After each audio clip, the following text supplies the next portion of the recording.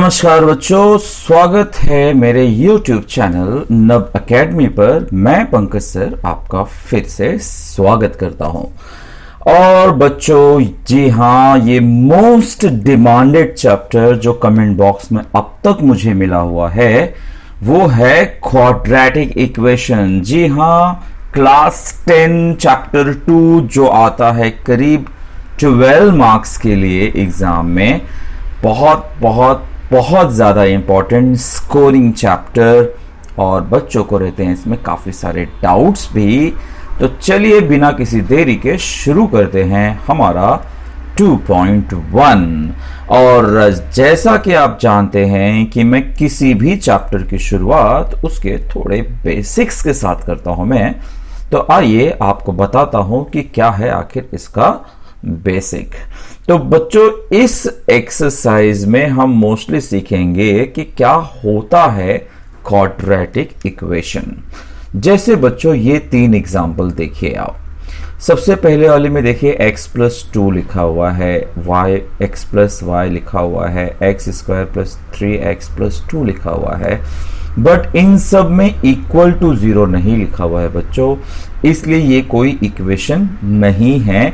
Equation किसे कहते हैं? जब इक्वल टू समथिंग लिखा हो, जैसे यहां पर इक्वल टू समथिंग, तो अब तो जाके ये इक्वेशन हुआ। अब इक्वेशन में भी क्वाड्रेटिक इक्वेशन कौन हुआ ये आपको पहचानना है। तो सबसे पहले देखिए इसमें हाईएस्ट पावर 1 है, तो ये लीनियर इक्वेशन है बच्चों, ठीक है। वेरिएबल देखिए इसमें 1 है, इसमें 2 है और इसमें 1 ही है। और हम हाईएस्ट पावर की बात करें तो इसका हाईएस्ट पावर है 1, इसका भी हाईएस्ट पावर है 1, लेकिन इसका हाईएस्ट पावर है 2। तो भैया ऐसा इक्वेशन जिसमें केवल एक वेरिएबल हो, चाहे वो x हो, y हो, m हो, n हो, p हो, q हो, कुछ भी हो, लेकिन नंबर ऑफ वेरिएबल 1 हो और हाईएस्ट पावर 2 हो, ठीक है। तो ऐसे इक्वेशन को हम कहेंगे क्वाड्रेटिक इक्वेशन। इस बात को आपको ध्यान रखना है। So this is an equation in one variable whose highest power that is degree is 2। Highest power को ही हम डिग्री कहते हैं बच्चों, ठीक है। तो ये हो गया कि कैसे हम क्वाड्रेटिक इक्वेशन पहचानते हैं। Such equations are called as quadratic equation. चलिए यहाँ पर कुछ चीजें हैं जिसमें वही चीजें हमें पहचानना है। देखिए जब इक्वल नहीं लगा होता है तो हम उसको सिर्फ पॉलिनोमियल्स कहते हैं, जब इक्वल लगा होता है तो हम उसे इक्वेशन कहते हैं। तो लीनियर पॉलिनोमियल मतलब कौन से होंगे भाई? एक तो ये होगा जिसका हाईएस्ट पावर सिर्फ 1 है, और एक तो ये होगा जिसका हाईएस्ट पावर 1 है। तो 5x + 9 और 3x - 7। क्वाड्रेटिक इक्वेशन कौन है जिसमें हाईएस्ट पावर आपको 2 दिख रहे हैं? x² + 3x - 5, 3x² - 5x और 5x², यानी जिसमें भी स्क्वायर दिख रहे हैं उसी को हम क्वाड्रेटिक कहते हैं बच्चों, ठीक है। और यहाँ पे चलिए हम आपको कोएफिशिएंट्स पहचानना सिखा देते हैं। जैसे कि बच्चों देखिए यहाँ पर x² + 3x - 5 है, तो x² के पहले अगर कोई नंबर नहीं लिखा हुआ है, जब कोई नंबर नहीं लिखा होता है तो उसका कोएफिशिएंट होता है 1, इसका कोएफिशिएंट है 3, इसका कोएफिशिएंट है -5, यहाँ पर आना चाहिए -5, टेक्स्ट बुक में ही गलत प्रिंटिंग हो गई है। अच्छा, फिर अब यहां पर मुझे पहचानना है, इसका है 3 तो इसका होगा -5 और ये है 0। यहां पर है 5, यहां पर है 0 और ये है 0। तो ये हो गए कोएफिशिएंट।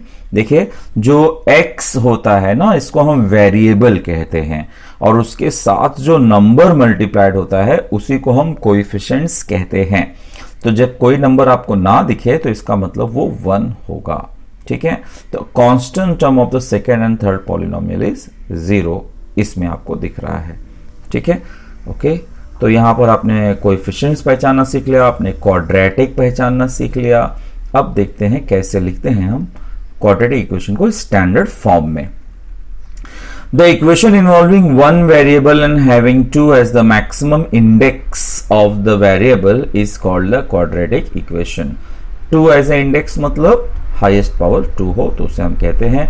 इसका जनरल फॉर्म होता है ax² + bx + c = 0, जहां पे in that ax square plus bx plus c is equal to 0, a b c are real numbers, और जो पहला वाला टर्म है a is not equal to 0, वो कभी भी 0 नहीं होना चाहिए बच्चों। अगर ये ही 0 हो गया तो फिर एक्स स्क्वायर 0 को मल्टीप्लाई हो जाएगा, then it will be no longer a quadratic equation. तो हमेशा a x square plus b x plus c equal to 0, जब सब कुछ एक तरफ होगा तो जो एक्स स्क्वायर के साथ रहेगा उसे ए कहेंगे, जो एक्स के साथ रहेगा उसे बी कहेंगे, और जो कांस्टेंट होगा उसे सी कहेंगे। यही इसका जनरल फॉर्म होगा। तो आइए कुछ एक्टिविटी कर ले ताकि ये और अच्छे समझ में आ जाए। जैसे x square minus 4 equal to 0 है, तो भाई इसमें एक्स वाला मिसिंग है, जो मिसिंग है उसको आप 0 के साथ लिख डालिए। फिर वेरिएबल पहचानिए, इसका वेरिएबल है 1, इसका वेरिएबल है 0, इसका -4। क्षमा कीजिए, हम बात कर रहे हैं कोएफिशिएंट्स की। अब इसको आप जनरल फॉर्म में लिखेंगे तो आप लिखेंगे वाई स्क्वायर, देखिए 2y इधर आ जाएगा -2y, -7 आ जाएगा +7 हो जाएगा। अब 1 -2 और 7 ये इसके हो गए कोएफिशिएंट्स ए बी सी। यहां पर देखिए कांस्टेंट टर्म मिसिंग है तो आप 0 करके लिख दीजिए। फिर इसका ए बी सी हो गया 1 2 एंड 0।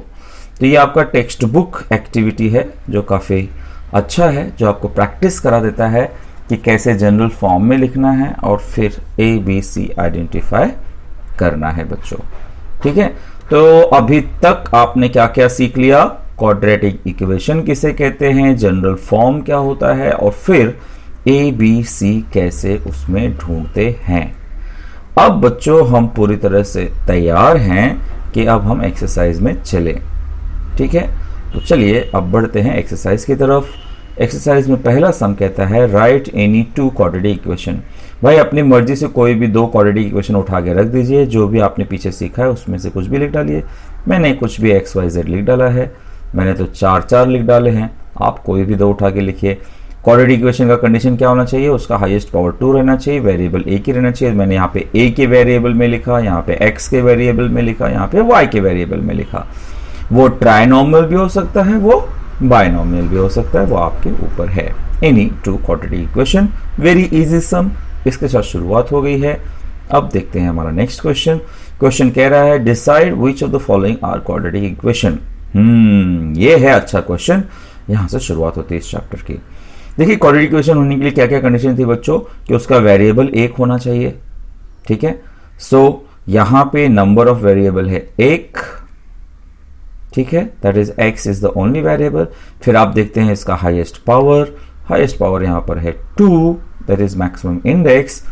हो गया, बस ये 2 कंडीशन सेटिस्फाई अगर हो जाता है कि एक ही वेरिएबल हो और हाईएस्ट पावर 2 हो, तो हम कह सकते हैं कि वो क्वाड्रेटिक इक्वेशन है। और यहां पर देखिए जो a है 1 है, b 5 है, c -2 है, और इस सब के सब रियल नंबर्स भी हैं, इसलिए ये हो गया क्वाड्रेटिक इक्वेशन। और हमेशा ध्यान रखना है कि हमारा जो पहला टर्म है वो 0 ना हो। तो भाई वो नहीं है, तो सारी की सारी शर्तें पूरी हो रही हैं यहाँ पे, that's why this is a quadratic equation.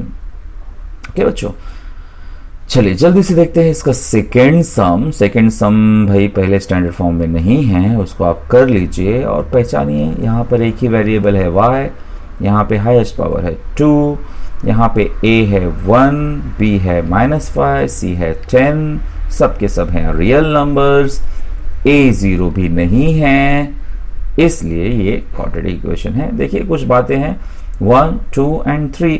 आप देखिए वेरिएबल कितनी है, हाईएस्ट पावर देख लीजिए, ए बी सी आइडेंटिफाई कर लिए। अगर a 0 नहीं है तो सब कुछ बढ़िया है, आगे बढ़िए।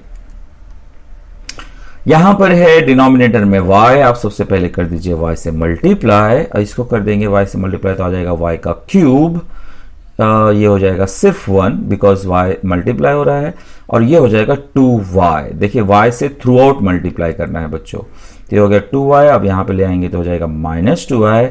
बस बात तो वही है कि number of variable is only 1, highest power is 2, नहीं है यहाँ पे हाईएस्ट पावर कितना है भैया, 3 है। ठीक है, तो अगर 3 दिख गया है इसका मतलब इसका मतलब ये क्वाड्रेटिक इक्वेशन नहीं है। तो ये अच्छा सम था बच्चों। फर्स्ट इंप्रेशन में क्या लगता है क्वेश्चन देखे कि स्क्वायर दिख रहा है, तो हो सकता है कि बहुत बच्चे जल्दबाजी में तुरंत कह दें कि ये क्वाड्रेटिक इक्वेशन है। लेकिन अगर आपको वेरिएबल कभी भी नीचे दिख रहा है तो सबसे पहले उसे रिमूव करने के लिए आप थ्रू आउट मल्टीप्लाई करिए।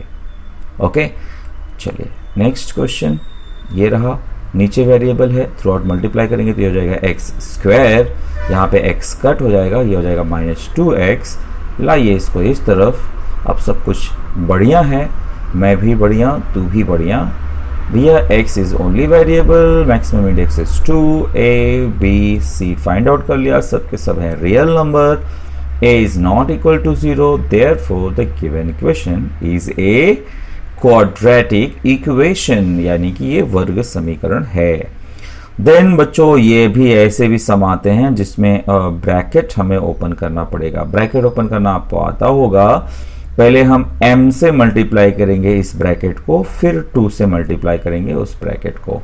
अब आप करते हैं multiply, m into m is m square, m into 5 is 5m, 2 into m is 2m, 2 5 are 10। और सारे साइन का ख्याल रखना है। देखिए माइनस है तो -5m, -5 तो -10, -5 प्लस 2 हो जाएगा -3m, -10 इक्वल्स टू 0। अब हो गया ये स्टैंडर्ड फॉर्म। अब आपको पहचानना है कि कितने वेरिएबल हैं। तो भाई कितने वेरिएबल हैं? सिर्फ एक। सो m is the only variable.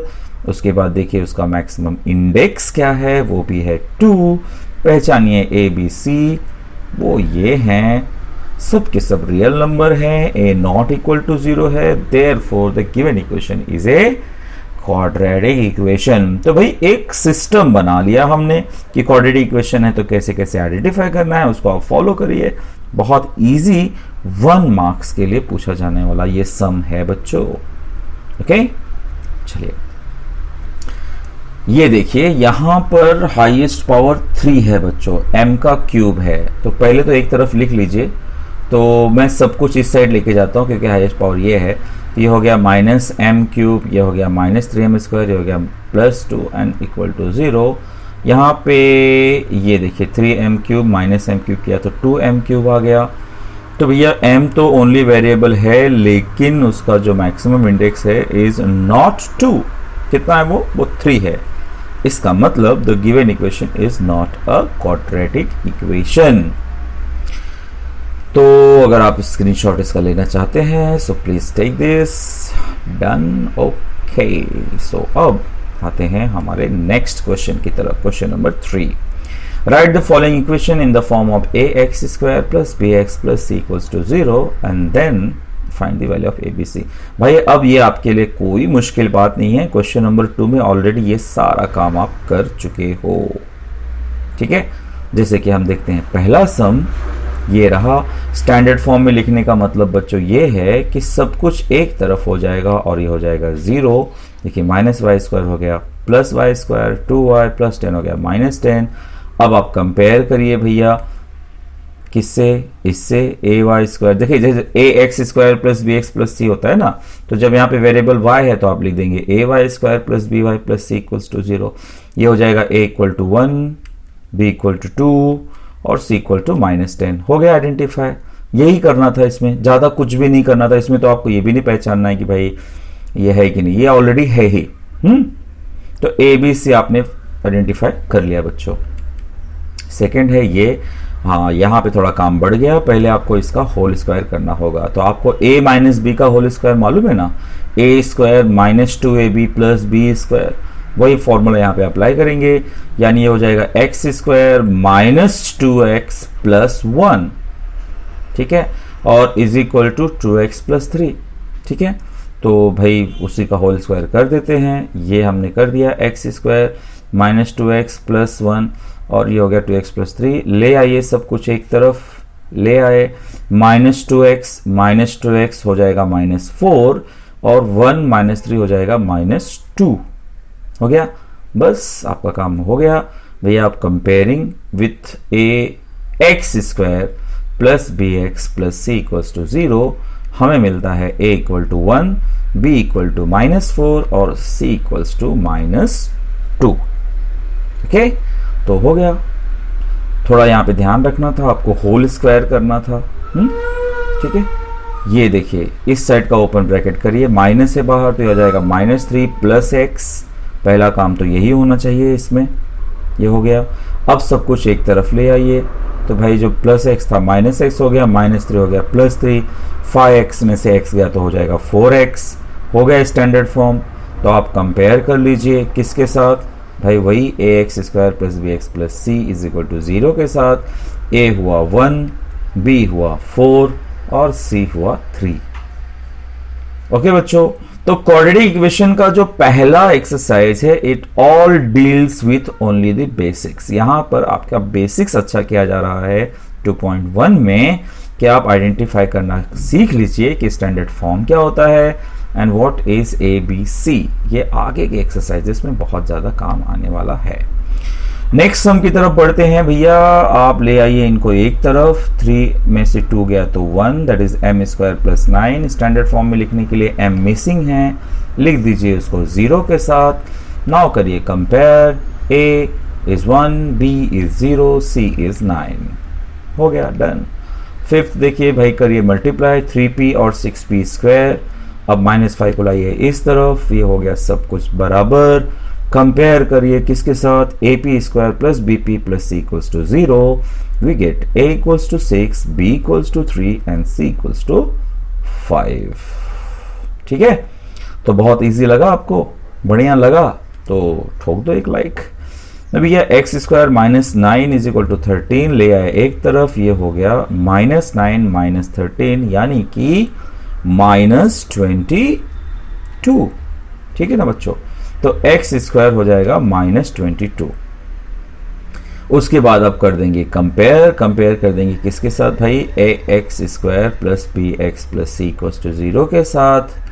तो ये आ गया a = 1, b = 0, c = -22। तो जब भी दो टर्म आते हैं ना बच्चों, तो जो चीज़ मिसिंग होता है उसको आप 0 से इंट्रोड्यूस कराइए और फिर आप कंपेयर करिए। ओके, तो इस तरह से कंप्लीट हुआ क्वेश्चन नंबर 3। अब आते हैं क्वेश्चन नंबर 4 की तरफ। क्वेश्चन नंबर 4 कहता है कि determine whether the values given against each of the quadratic equation are the roots of the equation और नॉट। अब भाई मतलब समझिए, ये एक इक्वेशन है, हमें ये देखना है कि क्या x का वैल्यू 1 रखा तो 0 आ रहा है। अगर x = 1 रखने पे 0 आ रहा है तो x इसका रूट है, नहीं आ रहा है तो x = 1 इसका रूट नहीं है। ठीक वही काम हम करेंगे -1 के साथ। तो चलिए पहले वैल्यू को हम टेस्ट करते हैं और x = 1 रख देते हैं LHS में। तो LHS हमारा है x² + 4x - 5। तो उसमें मैंने x की जगह पे रखा 1, इसकी जगह पे रखा 1 - 5। अब बच्चों मैं आपको एक सावधान कर दूं, बच्चे क्या करते हैं, वो LHS ना लेने के बजाय क्वेश्चन को एज इट इज लिखते हैं, उसमें वैल्यू रखते हैं और =0 के साथ कैरी ऑन करते हैं। वो बहुत ज़्यादा किया जाने वाला सबसे रॉन्ग मेथड है। आप =0 नहीं लिख सकते हैं फ्रॉम द बिगिनिंग, बिकॉज आपको पता ही नहीं है कि 1 रखने पे 0 आने वाला है कि नहीं आने वाला है, वो तो हमें चेक करना है ना। ठीक है, तो x की जगह पे 1 रख दिया, 4 × 1 कर दिया -5। 1 का square is 1, 4 1s are 4। Now 1 + 4 is 5, so 5 - 5 is 0। तो 0 आ गया है, इसलिए कहेंगे कि LHS = RHS, therefore x = 1 is the root of the given quadratic equation। ठीक इसी तरीके से हम कर देंगे put x = -1 in the LHS। तो भाई हमारा LHS में रख दिया हमने -1 का स्क्वायर, 4 × -1, -1 का स्क्वायर होगा 1, 4 1s are 4 -5। So 1 - 4 is -3, -3 - 5 is -8, -8 0 नहीं है भाई, है ना, हमें तो 0 आना चाहिए था ना। तो इसका मतलब ये LHS is not equal to RHS, therefore x is equal to -1 is not the root of the given quadratic equation। तो बच्चों इसका इस तरह से सिस्टम होता है, आपको जो भी वैल्यूज दिया है वो उनके इक्वेशन के LHS में रखिए। अगर 0 आया तब आप कहते हैं कि वो उसका रूट है, नहीं आया तब आप कहते हैं वो उसका रूट नहीं है। ओके, चलिए इसका क्वेश्चन नंबर 2 काफ़ी अच्छा है। देखिए m इज इक्वल टू 2 रखना है। चलिए put m is equal to 2 in the LHS। ये रहा 2m का स्क्वायर है तो 2 का स्क्वायर हो गया माइनस 5 इंटू 2 हो गया। ना 2 का स्क्वायर होता है 4, सो 2 इंटू 4 माइनस 5 टू ज़ा 10, 2 4 जा होता है बच्चों 8, 8 माइनस 10 वो हो गया माइनस 2। आया क्या 0? नहीं आया। नहीं आया मतलब LHS is not equal to RHS, therefore m is equal to 2 is not the root of the given quadratic equation. अब रखेंगे 5/2, तो चलिए रख देते हैं 5/2 इन LHS। कैसे रखेंगे LHS? देखिए 5/2, 5/2 का स्क्वायर क्या होगा बच्चों? 25/4, तो 2 2 ज़ा 4, 2 2 ज़ा 4, तो ये हो जाएगा 25/2 माइनस 25/2। 25/2 में से 25/2 गया बच्चों, बचा 0। वेरी इजी, आ गया 0। LHS is equal to RHS, therefore m is equal to 5/2 is the root of the given quadratic equation. तो ये दोनों सम बड़े ही अच्छे सम थे। बच्चे फ्रैक्शन देख के थोड़ा थोड़ा घबरा जाते हैं, ऐसी कोई घबराने वाली बात नहीं थी इसमें। अगर आप सॉल्व करेंगे तो इट्स वेरी इजी। आपको पता चला ना ये 4 2 कैसे हुआ? देखिए 2 1 ज़ा 2, 2 2 ज़ा 4, इस तरह से हमने कैंसिल करा, ये हमारा काम हो गया। ओके बच्चों, ठीक है। अब हम बढ़ते हैं हमारे क्वेश्चन नंबर 5 की तरफ। Find k if x is equal to 3 is the root of the equation. तो आपने अभी भी सीखा ना कि रूट का मतलब क्या होता है। रूट का मतलब ये होता है कि अगर मैं 3 रखूं तो इसका वैल्यू 0 होना चाहिए। तो रख देते हैं बिंदास, x इज इक्वल टू 3 रख देते हैं इक्वेशन में। अब मैं भाई ये ना हमें वेरीफाई करने के लिए नहीं बोल रहा है कि x इज इक्वल टू 3 इसका रूट है कि नहीं। तो जब वेरीफाई करने नहीं बोल रहा है तो हम 0 के साथ लिखेंगे, अब LHS नहीं लिखेंगे हम, ठीक है। तो ये हो गया 3 का स्क्वायर 10 इंटू 3। अब इसमें k एक अननोन वैल्यू रह गया है, बाकी सब तो अब नोन वैल्यू हो गया है, तो हमारा काम आसान हो जाएगा। 10 3 हो जाएगा 30, 3 3 हो जाएगा 9।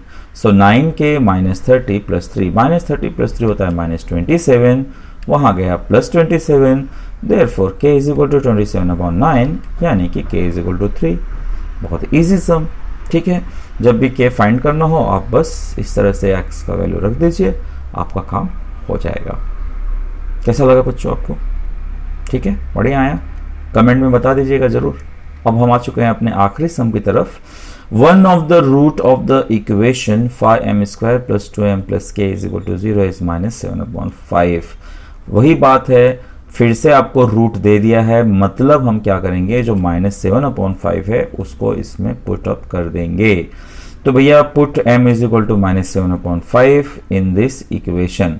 5m² m² मतलब माइनस 7/5 का स्क्वायर, 2 इंटू m यानी कि 2 into minus 7/5 plus k equals to 0। भाई ये हो जाएगा 49/25। ये यहाँ पे एक्सप्लेन करने की जगह नहीं मिली है तो मैंने यहाँ पे कर दिया है। ये हुआ 49/25, तो 5 5 25, यानी फाइनली इसका आंसर आना चाहिए 49/5। ये स्टेप का हो गया। ये स्टेप देखा जाए तो डायरेक्टली आप कर सकते हो। ये हो जाएगा 2 7 14 माइनस 14/5, ठीक है, क्योंकि बीच में प्लस लिखा हुआ है तो हम इसको माइनस 14/5 लिखेंगे। अब बच्चों दोनों का डिनोमिनेटर है सेम, तो कैसे करेंगे, 49 माइनस 14/5, ये हो जाएगा 35/5, 5 7 35, ये आ गया 7, तब जाके 7 आएगा। यहाँ पे सिर्फ एक ही स्पेस दिया है। तो बच्चों एक्टिविटी में भी जब आपको थोड़ा डाउट लगे, स्टेप्स कम लगे, तो आप जरूर साइड में सॉल्व करिए ताकि समझने में हो जाए इजी। तो ये आ गया 7, अब वो उस तरफ गया तो हुआ -7, ठीक है। तो आपके लिए मेहनत ये बिल्कुल जारी है बच्चों। चैप्टर 2 मैंने कर दिया है शुरू, हो जाएगा बाय सैटरडे ये चैप्टर कंप्लीट, ठीक है। तो बने रहिए, लोगों को बताइए इस चैप्टर के बारे में। अब एक लास्ट में देख लेते हैं हम एक्टिविटी जो टेक्स्ट बुक के अंदर दिया हुआ है। एक्सरसाइज तो हमारी खत्म हो चुकी है। तो भाई जैसे एकदम सेम समय बच्चों, x इज इक्वल टू 5 दिया है, मतलब इसका रूट है 5, तो हमें रखना होगा 5 के x स्क्वायर मतलब 5 का स्क्वायर, 14 इंटू एक्स मतलब 14 इंटू 5, ये आ गया 5 5 25 के, 14 5 70, -5 -5 हुआ -75, माइनस बाहर दिया ही था बच्चों, -75 हो गया +75, सो हो गया 75/25 दैट इज इक्वल टू 3। तो अब आपको इजी हो गया है, तो हमने ये एक्टिविटी का एक एक्स्ट्रा सम भी कर लिया। ओके, तो आप ध्यान रखिएगा आज के बाद से इस चैप्टर में कि ax² + bx + c = 0 is the general form, और a b c होना चाहिए रियल नंबर, a कभी भी नहीं होना चाहिए 0। ठीक है, the values of the variable which satisfy the equation, यानी कि जिस वैल्यू को रखने पर आंसर 0 आ जाता है, और both value for which both the sides equation are equal तभी होगा जब आएगा 0, आर कॉल्ड सॉल्यूशन और the roots of the equation. और इस पर आपने प्रैक्टिस सेट के लास्ट के 2 सम भी वेरीफाई कर लिए हैं बच्चों। बहुत बहुत बहुत बहुत शुक्रिया आपका जो आप यहाँ तक पहुँचे। उम्मीद है कि मेरी ये कोशिश कामयाब हुई होगी, आपको ये चैप्टर समझने में इजी लगा होगा, आपने समझा होगा। अगर आपको समझा है तो दूसरों को भी करिए प्रेरित, वो भी आएं समझे इस चैनल पर जो है बिल्कुल फ्री। चलिए शुक्रिया, बाय बाय, टेक केयर।